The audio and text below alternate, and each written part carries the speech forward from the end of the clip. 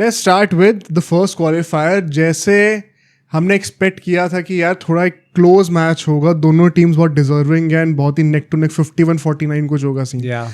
ये तो 2024 से क्वालिफायर की याद दिला दी दोबारा भाई. पता एक्चुअली में अगर आप लोग देखो कि किस तरीके से हम लोग नैरेटिव बना सकते हैं इसके पीछे का, SRH उस टाइम पे बहुत ही तगड़ा एक ब्रांड ऑफ क्रिकेट खेल रही थी एंड टू सम एक्सटेंट उस ब्रांड ऑफ क्रिकेट को इस सीजन जो टीम सॉर्ट ऑफ रेप्लिकेट कर पाई है, मतलब ऑब्वियसली उस लेवल पे नहीं कर पाई जैसे SRH कर रही थी, बट स्टिल जिस हद तक करा है वो आई थिंक इट्स पंजाब. जैसे मैंने कहा है कि अगर हम लोग बैटिंग की बात करें तो थ्रू आउट द सीजन अगर SRH नहीं बना सकती 300 तो उसके अलावा कौन सी टीम बना सकती, आई थिंक मेरे लिए हमेशा वो पंजाब रही है. तो एक वो वहां से फैक्टर निकल के आता है. आई नो एग्जैक्टली RCB और KKR का कंपैरिजन नहीं होगा क्योंकि KKR का अल्टीमेट कुछ अलग ही तरीके से वो लोग पहुंचे थे. सिर्फ आप नेट रन रेट देख लो उससे भी आपको पता चल जाएगा कि KKR उस टाइम पे कहाँ पे पहुंची हुई थी.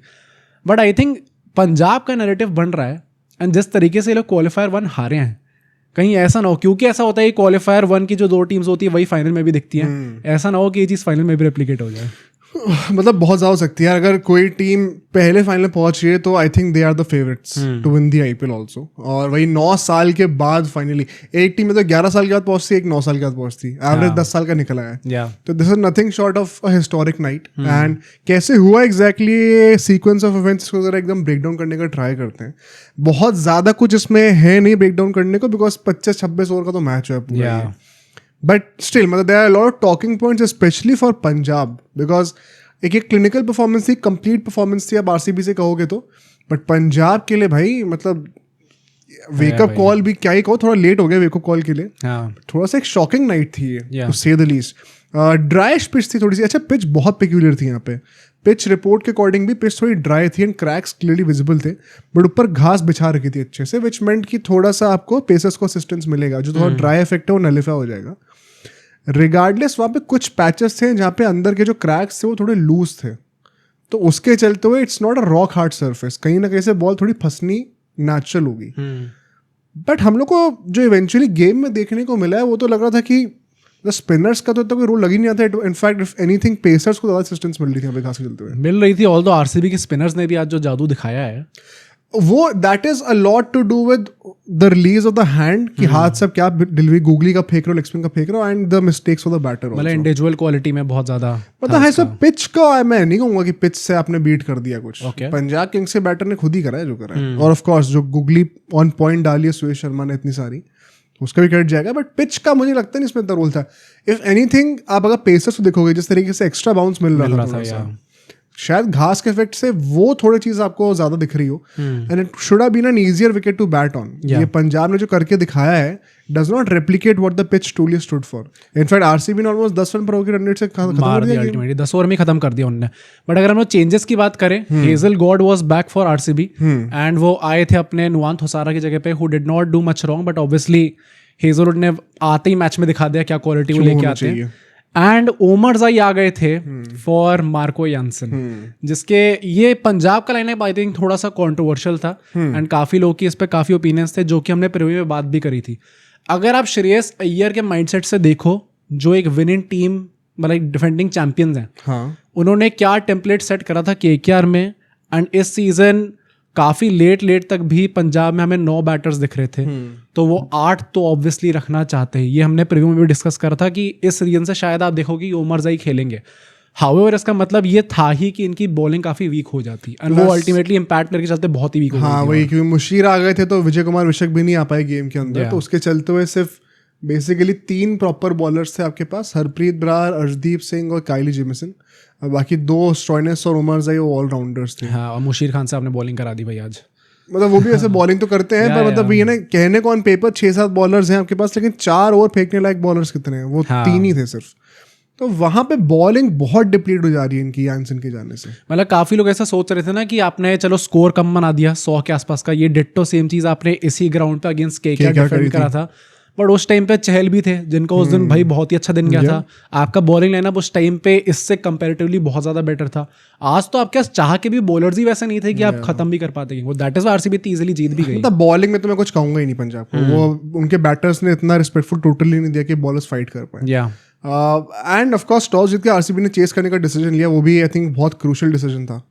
RCB feels so much more comfortable while chasing in this season clearly. Of late luck भी रहा है भाई आरसीबी के साथ, मतलब ये टॉस एकदम से ही जीतना. भाई लक तो चाहिए ही होता है अगर आपको आईपीएल. एग्जैक्टली भाई ना. अब जितेश का भी जब वो कप्तानी कर रहे थे वो दोनों बार टॉस जीत गए. अब पाटीदार की आज इतने इंपॉर्टेंट मैच में कप्तानी में वापस आए थे. पहली बात तो भाई ऑल्सो पाटीदार वापस आ रहे थे इस बार कप्तानी करने के लिए, एंड दिख गया भाई एज अ कैप्टन वो कितने चेंजेस ला सकते हैं. लगता है वही है कि भाई अब ये लक वो ना हो कि बस फाइनल में टॉस हार गए. अहमदाबाद में तो ड्यू वगैरह ही पड़ सकती है, वहां पर टॉस जीतना जरूरी होगा. बट क्या अगर हम लोग यहाँ पे फर्स्ट इनिंग्स की बातें करते हैं, 48 for 4 in the power play.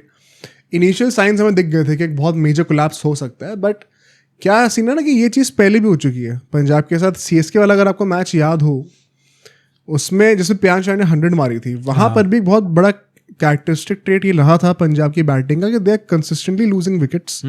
But regardless दोनों एंड से मार पिटाई चालू ही है. शशांक और प्रियांश पिटाई कर ही रहे थे आपकी, एंड उसी के चलते हुए इन दैट प्रोसेस वो 210 220 बना गए थे और मैच जीत भी गए अल्टीमेटली.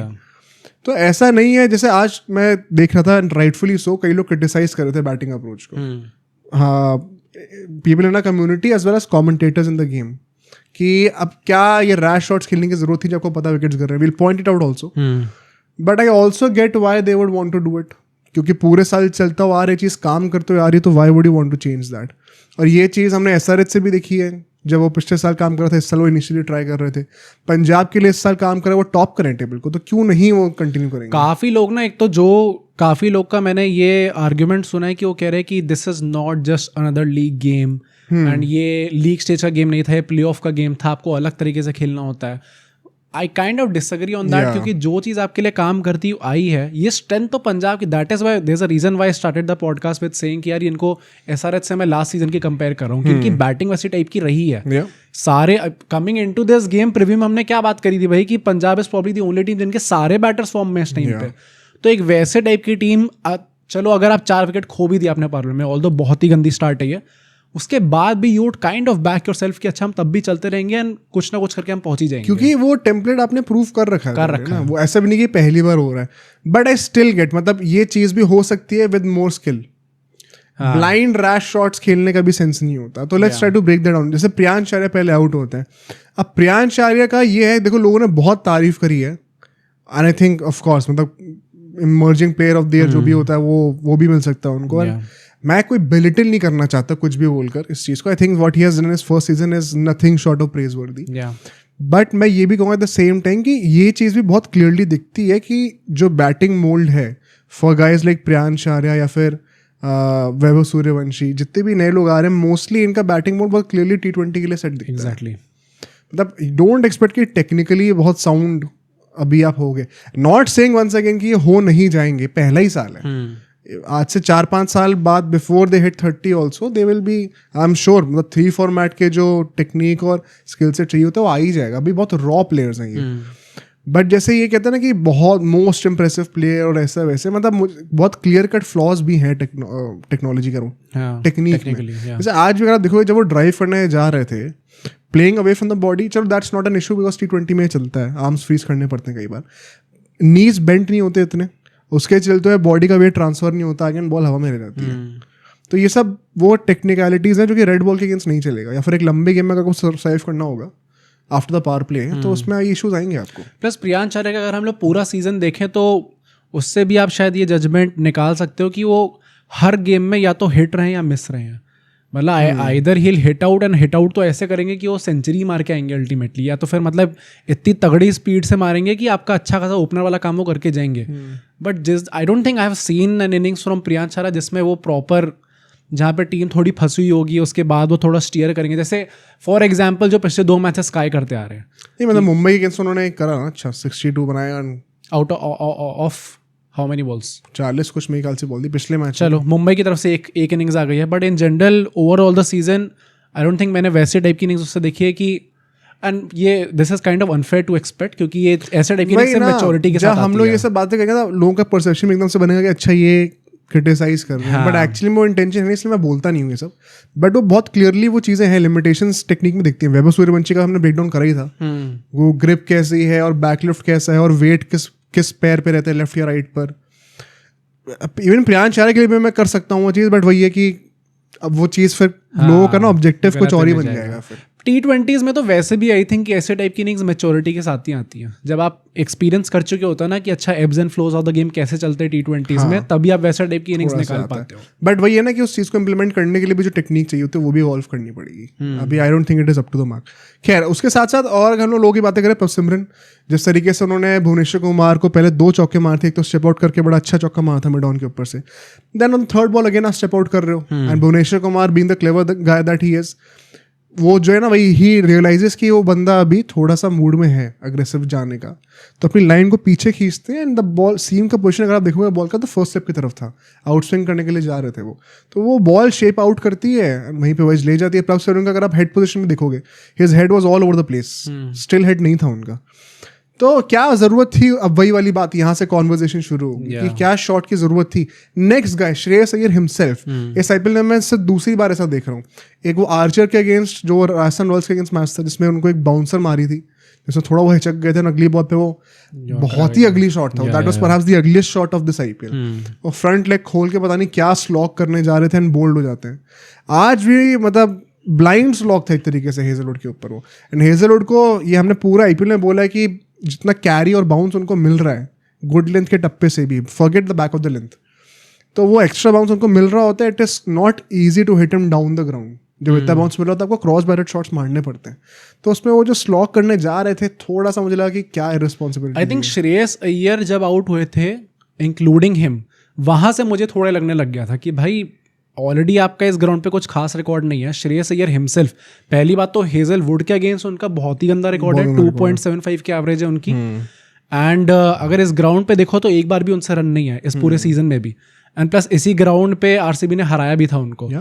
तो मतलब ऐसे टाइम पे प्लेऑफ्स के टाइम पे ये एक्सपीरियंस वाले खिलाड़ियों का यही तो फायदा होता है। डिफेंडिंग चैंपियन हो तो आप लोग यही एक्सपेक्ट कर रहे होंगे ना कि अच्छा ये बंदा स्टेप अप करेगा, शायद इनिशियली थोड़ा टाइम ले, और Shreyas Iyer out of all people he has that ability along with guys like Shashank. इनके पास एबिलिटी है कि ये इनिंग्स बिल्ड कर सकते हो, फिर इनमें हिट आउट करके एक अच्छे स्कोर पे फिनिश कर सकते हैं। बट जब श्रेयस अय्यर वैसा आउट हो गए तब मुझे लगा ये काफी रिस्पॉन्सिबल हो गया है। फिर जॉश इंग्लिश के साथ भी होता है, वो बाउंसर मारते हैं, अब नेचुरली बीइंग एन ऑस्ट्रेलियन वो हुक मारने जाएंगे ही जाएंगे, वो नेचुरल रिस्पॉन्स होता है, but because of the extra pace and bounce जो हेजलवुड को मिल रहा है। अब सोचो अगर एक क्लिप इतनी बढ़िया थी तो पूरा का पूरा पॉडकास्ट कितना बढ़िया होगा। तो अगर आपको इसी क्लिप का पूरा पॉडकास्ट देखना है तो यहाँ पे क्लिक करिए, और अगर आपको ऐसे ही और क्लिप्स बिंज वॉच करनी है तो यहाँ पे क्लिक करिए।